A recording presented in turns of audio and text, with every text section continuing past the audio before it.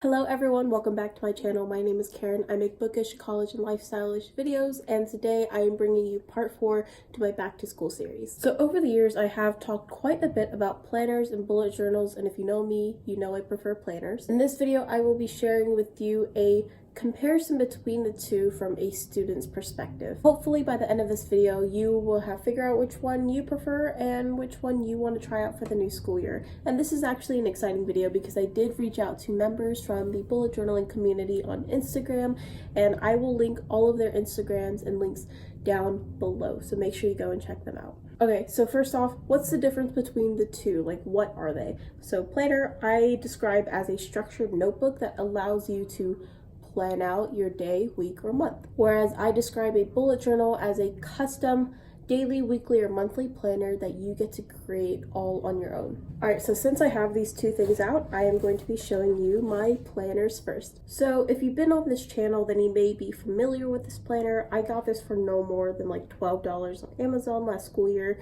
and it's basically the perfect planner for me. And like most academic planners, this one comes with monthly calendars and then a weekly spread. This year, this is my new planner. This is a pretty basic blank planner that comes with a monthly calendar and vertical weekly spreads. My old planner also has weekly vertical spreads, and I prefer the vertical spreads because it's easy to resemble a to-do list in the planner. And one thing that I did last year, but I won't be doing this year, is timing out my entire day. My old planner allowed me to plan out my day by the hour, and I enjoyed that last year. However, I want to try something new, and I want to keep it very blank this year. So here are some pros and cons about planners from a student's perspective. So a pro would be that planners are very structured already. Like I said, they come with your calendar and your weekly spreads, and so because they're very structured, they do save you a lot of time. And so if you're a busy student like me, you have all these clubs and organizations, leadership positions, and maybe jobs off and on campus, then I would personally prefer something that I can look at and cross off right away, and a planner does just that. Another pro to planners is that they can be very minimal if you want them to be. This one was very minimal, but I kind of decorated it with some notes I got from this retreat and this Jamming on My Planner Parks and Recreation reference sticker. But yeah, like planners, they leave you a lot of room to decorate if you want to decorate, and I don't know, I just like that it can be very minimal. Another pro that I thought of is that there are so many to choose from, that this one's from Target, this one's from Amazon. I know there are a bunch that you can choose from at Walmart, at Staples, whatever like office supply store you go to. So here are some of the cons that I thought of from a student's perspective. Planners can get really pricey, and I honestly do believe that you pay for what you get. So I know that some planners go up to like 30 something dollars, but I think those you really have to use like every day, and you really want to get the most bang out of your buck. I mean, I paid no more than $15 for my planners, and I don't know, I think they do get pricey, but you just gotta look for what fits your budget and what fits your needs. Another con is that they can get kind of bulky. This one, it is a little heavy. The covering for this is a little bit thicker. I want to say this one's heavier, and I think it's because of the way it is like binded, and I think the paper is a little bit thicker as well. I would keep that in mind. If you don't want to carry around something heavy, then don't get a big planner. Just stick to something simple. This last con for planners go back to the first one where I said that planners can be pricey, but I think that most of the time you're not always getting the most bang out of your buck. I said that earlier. It's just a great saying. I say that because I finished my school year early May, but then I had May, June, July, and some of August left in this planner. And so if you have all these blank pages left, it feels like you're not getting your money's worth. So those are my thoughts and ideas on planners. Let's move on to bullet journals. So I don't have a physical bullet journal here to show you because I don't really bullet journal anymore. So that is why I reached out to members of the bullet journal community on Instagram, and I have some photos that I want to share with you. So we are going to talk about the pros first for bullet journals. So the first pro that I could think of as a student is that you get to create what you want. One of my favorite examples comes from Study.Susan, and as you can see, they created this amazing mood tracker, and I think this is a great way to keep track of your mental health. Another example here is Pride Bullet Journal, and I think using a sleep tracker as a student would be a great idea. And I do have this video idea where I wake up at a consistent time every morning, but it also would help to keep track of your sleep, and this would be something that I would want to use. I really like this picture from Frida Studies. This is a great way of keeping track of your finances. Another great example comes from this Instagram account, and I absolutely love this idea.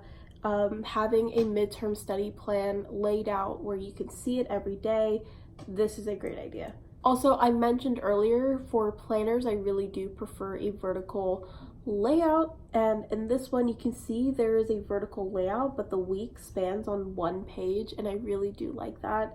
This is another example of a vertical layout and customizing your bullet journal to how you like it.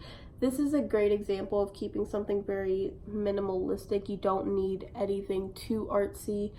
And I think at the beginning of this bullet journal there may have been some kind of legend to keep track of what the arrows mean, why some of them are triangles, some of them are squares. The next pro for bullet journals is that they can be digital or on paper. So a great example is from the Instagram account $Million Habit. In this first photo, it is obvious that this bullet journal is on an iPad, but the entire spread that you would need, I feel like every planner that I would ever want should have some sort of important date section all on one page, but I don't have that, and this is a great example of that. Something you can get with a bullet journal that you can't get with a planner. This is another example of the digital bullet journal and how you can customize it to your own needs, and I really enjoy this one because it shows you what their quarterly goals are. This is another digital bullet journal example from Pride Bullet Journal, and I really like this idea because I wanted to show you that you can get very artsy and go with some sort of theme with your bullet journal weekly spreads. You can see they added pictures, and then they have section for each day of the week, and I do enjoy that. Another pro for bullet journaling as a student is that it can be a self-care method. So I think because bullet journals are very individualized and very intimate to what your needs are, you can take the time each week to sit down and just relax and just plan out a spread for the week. And that was what my experience was like back in high school, but I don't think it would be the same in college, but it's different for everyone. Another pro that I really like about bullet journals is that they can be very cheap. So sometimes all you need is just a blank notebook and a pen. All right, so let's move on to the cons of bullet journaling as a student. And the first one that I want to mention is that there is this pressure to be good at it if you put that pressure onto yourself. So I know that bullet journaling and planning is all just for you, but it's really easy to just scroll through the bullet journal community on Instagram and want to be as good as someone else. Another con is that this can be a very time-consuming method. So because you are sitting down and creating an entire planner basically from scratch, that's time-consuming. And sometimes if you're like me, I can be a perfectionist. I need to make sure that this detail is really perfect and that line is really straight and this matches up with that. And so yeah, it can be very time consuming. So if you have a lot more time on your hands, this may be a method for you. All right, so for this last one, I mentioned earlier that bullet journals can be very cheap because it can just take a notebook and a pen. But this last con goes hand in hand with the pressure of having to do bullet journaling good, is that sometimes you feel like you want to purchase all these materials such as pens and washi tape and stickers and print out a bunch of pictures to put in your bullet journal, and so that part can get pricey, but the actual notebook itself shouldn't be too pricey. Alright, so hopefully I made sense describing the pros and cons of bullet journaling for students and planning for students. And it almost seems like in this case the cons outweigh the pros for planners and the pros outweigh the cons for bullet journaling when I describe them in this video. However, like I said, this is all just like from my experience, and also I 100% prefer planners, and that is because I am the most impatient person there is. I genuinely want to practice patience every day, but I just don't have the patience to practice patience. Yeah, like I said, planners are very structured. They're already there. They're made for you already. They're just meant to be filled in, and that is exactly what I need. I need something for on the go. I think bullet journaling is a fantastic system, but it's really meant for certain people and certain people who have the time and the means. But if you're still wondering on which one you should pursue, here are a couple of things I suggest doing. If you want to try out the bullet journaling method, first, just get a small notebook, not with many pages, and try it out for a couple of weeks and see how you like it. If you don't like it, go and purchase a planner. If you want to stick with the planner method but try out the bullet journaling method every now and then I suggest grabbing a planner kind of like this one from Target. It is totally not sponsored, but if Target would love to sponsor me, that would be great. Grab a planner that has blank dotted pages. You can't really see it, but blank dotted pages in the back. And there's a good like handful of pages to try out and use and see how you like it from there. Anyway, that is everything that I wanted to say in this video. Thank you so much to the Instagram accounts that have responded back to me and allowed me to use their photos in this video. Make sure you go and check out their links in the description below. With that being said, I hope you enjoyed this video. If you did, please give this video a thumbs up and please check out my Instagram and Twitter. I hope you all have a great rest of the week. Bye everyone.